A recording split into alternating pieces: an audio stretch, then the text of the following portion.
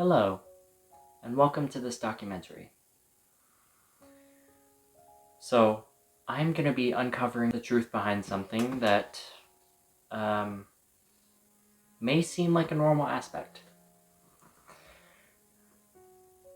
So, you may know these, right? Well,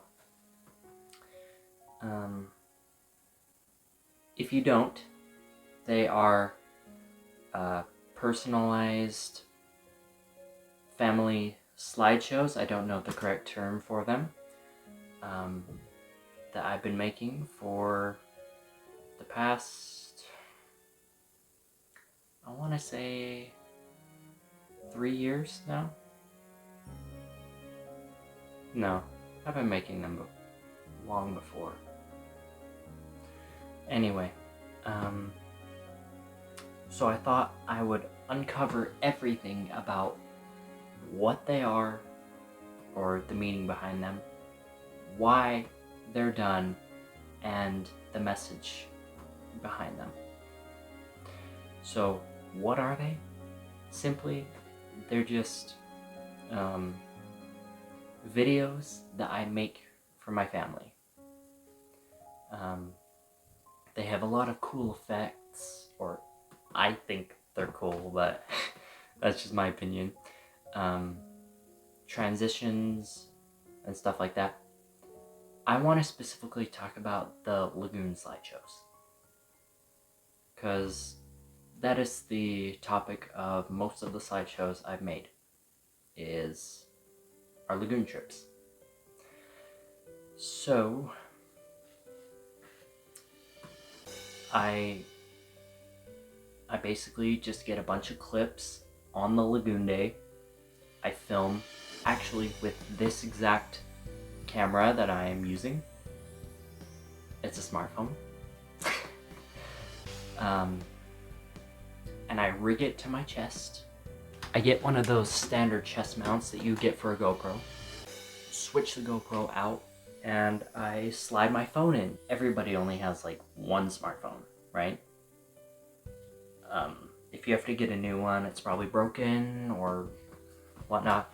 This one just is an old Gab phone I had. The company Gab, who created smartphones for children.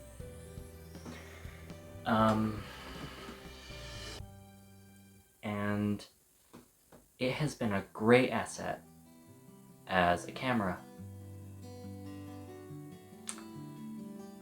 Now, why do I pick this? Well, because a smartphone camera is really clear and crisp, and I like the audio of it. So it's basically like I'm strapping my experience to my chest, because you get the audio, the visuals, everything like that. The GoPros I use for I know that a smartphone cannot go under the water, or if I know I'm gonna be banging up a lot. But for just simply strapping in and recording on a roller coaster, this is a great tool. Because as you saw, this mount, so I can make it as tight as I want, ensuring that the phone is not going to slip out. And I found it a really good, fun thing to do. Now, most people would just throw high energy music on a couple pictures, transitioning, and call it a day, right? I have tried that, but it just didn't really settle with. Now, no shame to anybody who does a slideshow like that. If it's a quick, simple way that you want to record your memories, you do you. There is no problem with that. But for me, I have a cinematic mind. I don't know if that's actually what it's called, but I just have the desire to make cinematic film-like videos. And so that's what these slideshows have turned into. It's like not too dramatic that it feels like a film, but it has enough cinema in it that it doesn't feel, I don't know. I mean, videos take lots of time to make, no matter if it's the quick, snappy, slideshows or the long cinematic ones. So I respect any video makers. But these slideshows have taught me so many cool techniques.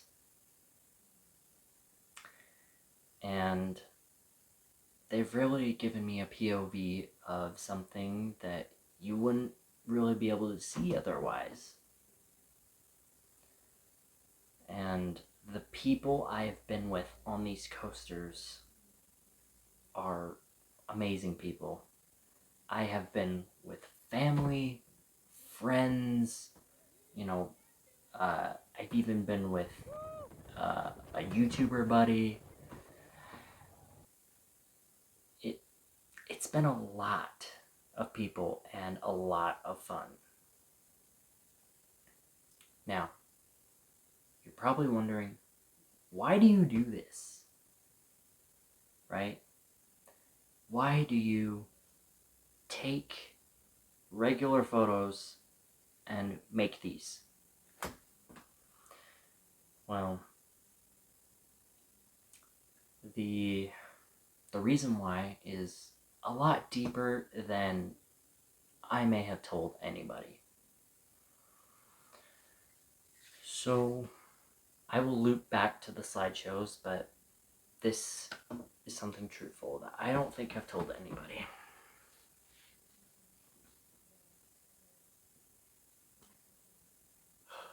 So, you know how the videos go, right?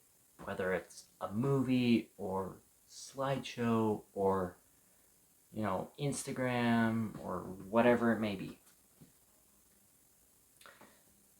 I personally just really enjoy making videos. Now, like going back to these lagoon slideshows, it looks really weird how I dress, right? Like, I have, lots of people have fanny packs at a theme park like that. But I have gone to the extreme. My fanny pack is filled with some stuff like sunglasses and whatnot, but it's also full of Laviar, aka the clip-on microphones. I have that GoPro strap over my chest, and this camera or phone on my chest at all times. And the reason why is because I am just ready to take high quality videos at any time. So I charge it overnight. I will wait to turn it fully on, like I'll shut it off, not just press the power button, but I'll shut it off, make sure the battery is saved, and then I will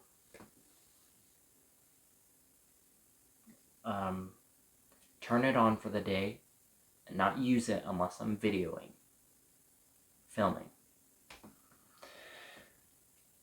And that way, I just have any high quality video that happened throughout the day, right? And then we usually go on Saturdays, but whatever day we go, the next day, which is usually Sunday, after church, I will sit down at my desk and spend like the entire afternoon making the next slideshow out of that media. Whether if it's pictures, or videos or photos that other people took that they send to me.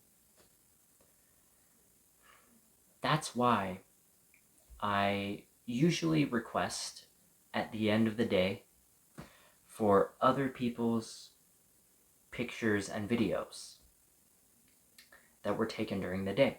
So I can either A, store them on my hard drive for collection, because I like to collect media of my life, or B, I will be planning a slideshow in my head and I will need the media.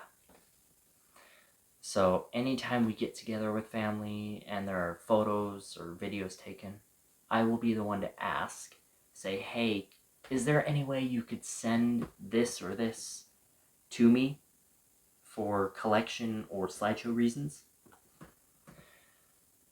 And that way I don't just get my perspective, but I get the entire family's perspective to, like, as we mentioned, the shorter, higher upbeat, like just fade to pictures and stuff, no cinematic context or anything like that. It's just been my way of being creative. Everybody has a creative side somewhere. And this has been mine. And I've loved it. Not just slideshows, but I have documented, like, the ugly times, the best times of my life, you know, the hard times that I had a positive outlook on, anything like that. I don't keep just the good in there. That hard drive is full of every emotion. Funny, sad, happy, angry, disappointed, shocked, disgusted.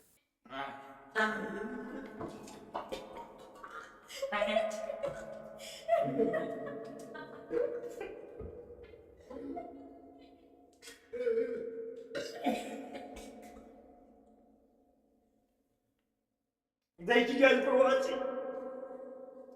See you in the next one. It's all there.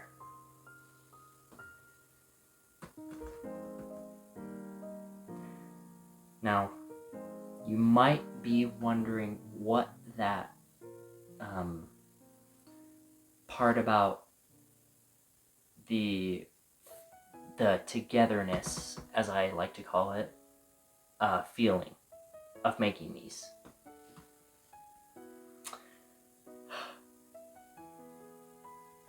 The truth is, okay, firstly, I'm going to try to say this without crying. Secondly, I'm going to try to phrase it in a way you'd understand.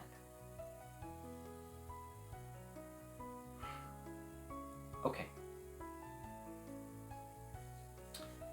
So, just take one of these slideshows. Say, our most recent one, October 11th, 2025. Why in the world would I want to, like, use time out of the day to make this? For personal reasons, but also the fact, here we go, that this is my journaling, right? Like, yes, I keep one of these physical, well, this isn't a journal, this is a gratitude journal. I'm working on it. Writing one thing down I'm grateful for a day. But you remember when people would just, like, when they had a great moment or a harsh moment, they would go sit in a quiet room and just journal. Like, take a pen, write their emotions out, and it made them feel better. For me, this is my journaling, which might sound crazy, but it is, and it works big time. Let me explain. Due to my autism, I have the liking for detail, right? I like to put detail and thought into everything I do that's creative.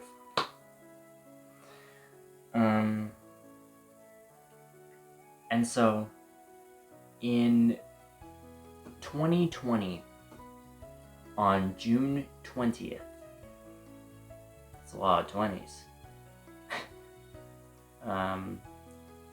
I began making videos. And they started out with like being little films that I would edit on the pre-installed editor on my laptop. It was when I was in school, and I didn't get paid any money for it or anything. I just thought it would be a fun idea. That is where we decided to make a film. And so we got our, well, they don't live here anymore, but we got our neighbors downstairs. They had a little table and a bench to pretend that we were in a restaurant, since I didn't have any green screen ability then.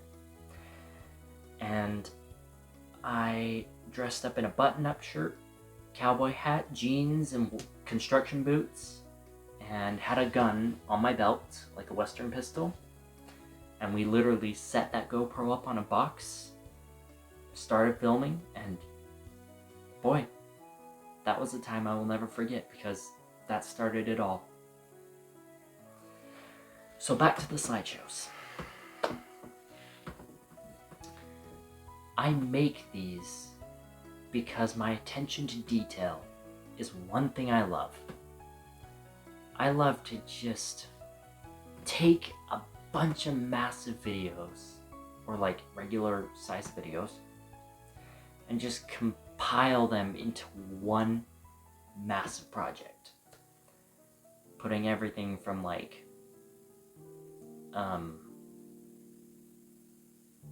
those little meme zoom in moments to visual effects to text that comes up on screen if there's anything that goes wrong or needs to be described and I don't want to talk. Made a slideshow of a trip before, and I still have it. And I looked at that and I was like, that looks like fun. Let's try it. Well, I don't know if that's what happened, but I was watching it one time and something in my brain just clicked and was like, I like how things are described here. You can see everybody, you can hear, you can see exactly what they were wearing and what they looked like. And I didn't give it much thought until the Biscuit Boy time, and then I started documenting our own trips. I did one to Yuba Lake, to Disneyland, to trips to families' houses when I would just stay over. 3 years worth of slideshows made. And if I'm feeling like making another one, I can just revamp another one. Like, pick one of the old ones and upgrade it. So the reason I've been making all of these videos is for a sense of togetherness. Like, usually when people are in big movies and stuff, they start to feel connected to their directors and their fellow actors and the producers and all those crew members. I'm just a one-man crew, but just making these slideshows has made me realize that it is not about the rides at the park. It's about the time that is spent together. Or, I actually said this in the last Lagoon slideshow. I said, quote, "It was never about the rides. It was about us, a family, side by side." End quote. And ever since I said that and exported that into the video, I've listened to that slideshow many times getting ready for bed or putting myself to sleep. And every time that line hits me, I'm just like, whoa. It wasn't about the rides. Whoa. Like the Lagoon passes seem like they're about rides and attractions and stuff. Really? It's just another way to be able to spend time with your family. And that is something I've realized making these slideshows. So, my message today: taking advantage of what you have and making something amazing with it. You know, that's exactly what I did. I took advantage. Like, everybody has a smartphone these days. And now, it's just a matter of time before things are to be done again and edited better. Like, I haven't just stuck with a smartphone, right? Like, I've upgraded from using a laptop to using a monitor, PC tower, a huge hard drive. Those are 3 crucial things you need if you're a video maker. And then this. Like, I recently just got this equipment. The tripod and this Movo microphone. And it has been a game changer. Ever since 2020, I've been slowly upgrading my techniques and my gear in hopes to be able to make some of the best family videos anybody's seen. Not as a fact of, look at me, I have the best gear, but as a fact of, sorry, this might be the part where I get emotional.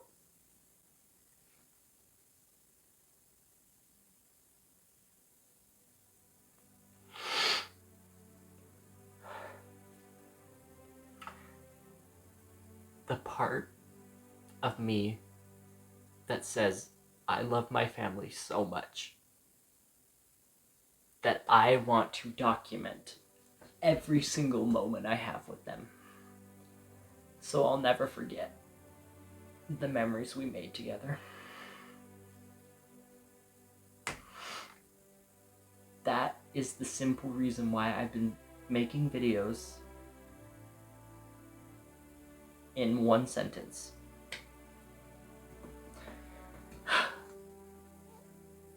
And it's really been a wild journey. I can tell you that. Like, not trying to sound braggy or anything, but I've taught myself so much about editing just by making these. Sorry, I'm an emotional mess right now.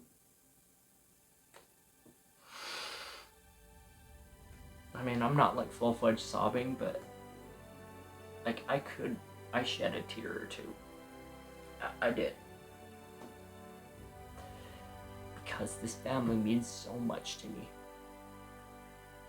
And I don't want to waste time together. Like, I want to film I want to capture every moment. And although it's just on a hard drive, being able to go back and re-look at those memories as good of quality as they are, whenever I double click one of those clips, I feel like I step back in time and revisit those moments. And that means so much to me. So, to sum it up shortly, I want to share a quick experience before we leave. So, my sister, 6-year-old, soon to be 7, and we were going on a camping trip early September last year. We went up the canyon and saw this like hour-long line of cars. So we decided to park right there. Some of us got out and checked what was up. Apparently it was a really bad car crash. There were cops there, and people were getting out of their cars to check on people, and I start filming like, this is where we're at, this is what we're doing, this is why we're stopped.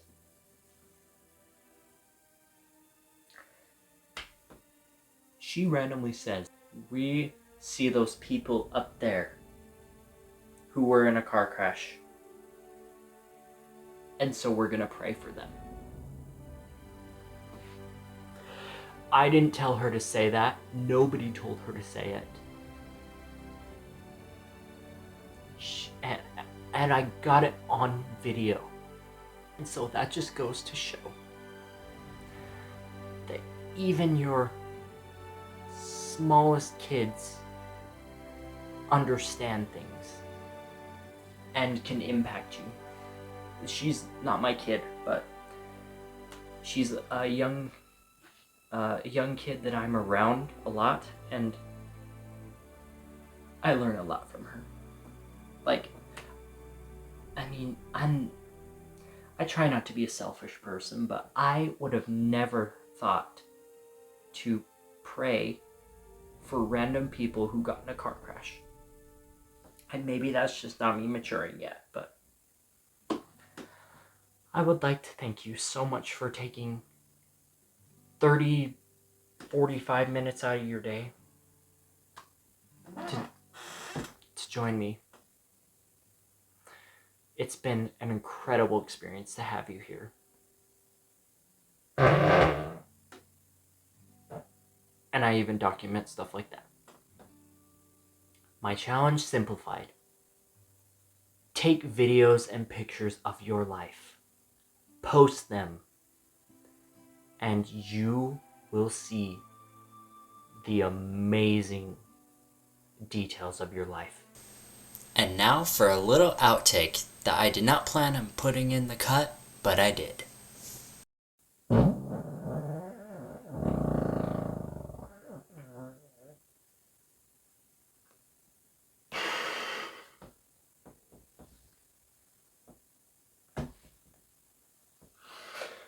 I did not just do that on live video. Well, I'm not live. You know I'm not live, but on 2 cameras.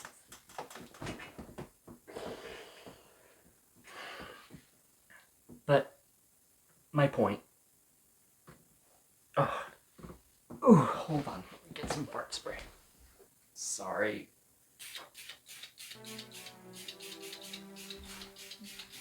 That is bad studio etiquette. Many great content creators have started in their bedrooms. So, anyway, thank you all so much for watching. I really appreciate it. And without any further ado, I'm going to cut this right here. Thank you so much for watching my documentation video. And we'll see you next time.